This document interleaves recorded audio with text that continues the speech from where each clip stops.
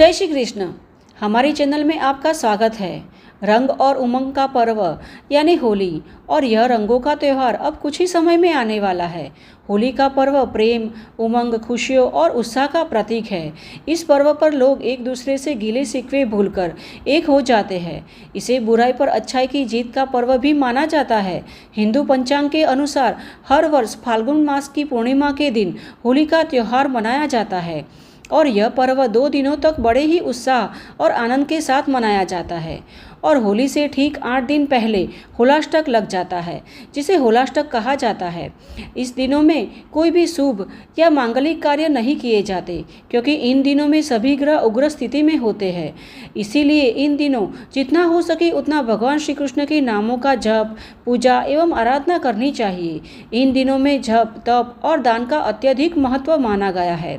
ऐसा भी कहा जाता है कि इस 8 दिनों में भगवान श्री हरि के परम भक्त प्रहलाद को हिरण्याकश्यपु ने अत्यधिक यातनाएं दी थी, और इसीलिए इस 8 दिनों को बहुत ही कष्टदायी माना जाता है। इसीलिए होली और धुलेटी का पर्व रंग और उत्साह के साथ मनाते हुए हमें भगवान श्री कृष्ण की भक्ति में भी अपने आप को रंग देना चाहिए। होली के दिन होलिका दहन किया जाता है, और होलिका दहन के साथ ही सभी अपने भीतर छुपे हुए द्वेष, ईर्ष्या जैसे शत्रुओं का भी दहन कर दूसरे दिन रंग और गुलाल से होली खेलते हैं।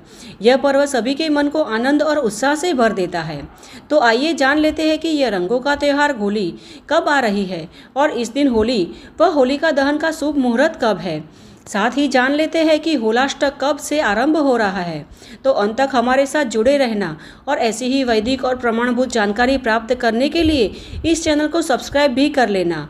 और हमारे द्वारा दी गई जानकारी अगर आपको अच्छी लगे तो एक लाइक अवश्य करना, क्योंकि आपका एक लाइक हमें बहुत ही मोटिवेशन देता है। द्विक पंचांग के अनुसार इस बार फाल्गुन मास के शुक्ल पक्ष की अष्टमी तिथि प्रारंभ हो रही है 6 मार्च गुरुवार को प्रातः 10:11 पर, और अष्टमी तिथि समाप्त हो रही है 7 मार्च शुक्रवार के दिन सुबह 9:20 पर। इसलिए उदया तिथि के अनुसार 7 मार्च शुक्रवार के दिन से होलाष्टक प्रारंभ हो रहा है, और होलाष्टक समाप्त होगा 13 मार्च गुरुवार के दिन। फाल्गुन पूर्णिमा तिथि 13 मार्च 2025 गुरुवार को सुबह 10:35 पर प्रारंभ होगी, और 14 मार्च 2025 शुक्रवार को दोपहर 12:23 पर समाप्त होती है। क्योंकि 13 मार्च गुरुवार के दिन पूर्णिमा तिथि संपूर्ण दिवस विद्यमान रहेगी, और चंद्रोदय का समय भी 13 मार्च शुक्रवार के दिन ही प्राप्त हो रहा है। अतः इस बार होली का दहन 13 मार्च गुरुवार के दिन किया जाएगा, और रंगों का त्यौहार धुलेटी का पर्व 14 मार्च शुक्रवार के दिन मनाया जाएगा। अब देखिए, हमारे धार्मिक ग्रंथों के अनुसार होली का दहन, जिसे होली का दीपक और छोटी होली के नाम से भी जाना जाता है, इसे सूर्यास्त के पश्चात प्रदोष काल में, यानी जब पूर्णिमा तिथि व्याप्त हो तभी करना चाहिए। और अगर होली का दहन पर भद्रा का साया पूर्णिमा तिथि पर उपलब्ध हो तो ऐसे में भद्रा काल के समय होली का दहन नहीं करना चाहिए। होली का दहन के लिए भद्रा रहित प्रदोष व्यापिनी पूर्णिमा तिथि उत्तम मानी गई है। वैसे तो भद्रा काल में कोई भी शुभ कार्य नहीं करना चाहिए, और इस बार होली का दहन के दिन भद्रा सुबह 10:35 से रात 11:26 तक रहेगी। यदि भद्रा रहित प्रदोष व्यापिनी पूर्णिमा का अभाव हो, परंतु भद्रा मध्य रात्रि से पहले ही समाप्त हो जाए, तो प्रदोष के पश्चात जब भद्रा समाप्त हो तब होली दहन करना चाहिए। यदि भद्रा मध्य रात्रि तक व्याप्त हो तो ऐसी परिस्थिति में भद्रा पूंछ के दौरान होली का दहन किया जा सकता है, परंतु भद्रा मुख में होली का दहन कदापि नहीं करना चाहिए। और इस दिन भद्रा पूछ का समय है 6:57 से 8:14 का, और भद्रा मुख का समय है 8:14 से 10:22 तक का। इसीलिए पंचांग के अनुसार 13 मार्च गुरुवार के दिन होलिका दहन का शुभ मुहूर्त रात 11:26 से 12:39 तक का रहेगा।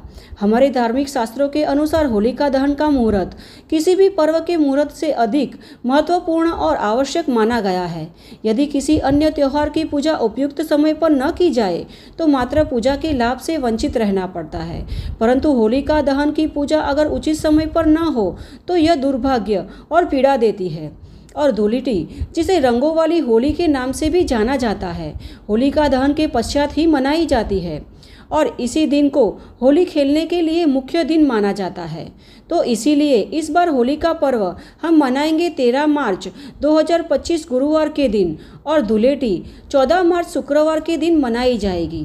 तो यह है होली और धुलेटी के विषय में संपूर्ण जानकारी और होलिका दहन का शुभ मुहूर्त। हमें आशा है कि यह जानकारी आपको उपयुक्त होगी और अगर यह जानकारी आपको अच्छी लगती है और उपयुक्त हो रही है तो इसे अपने मित्र और परिवार में भी शेयर करना, जिससे कि उन्हें भी यह जानकारी प्राप्त हो सके।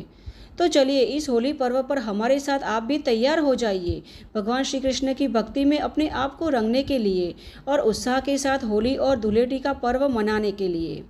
तो ऐसी ही वैदिक और प्रमाणभूत कथाओं के साथ फिर से मिलते हैं। जय श्री कृष्णा।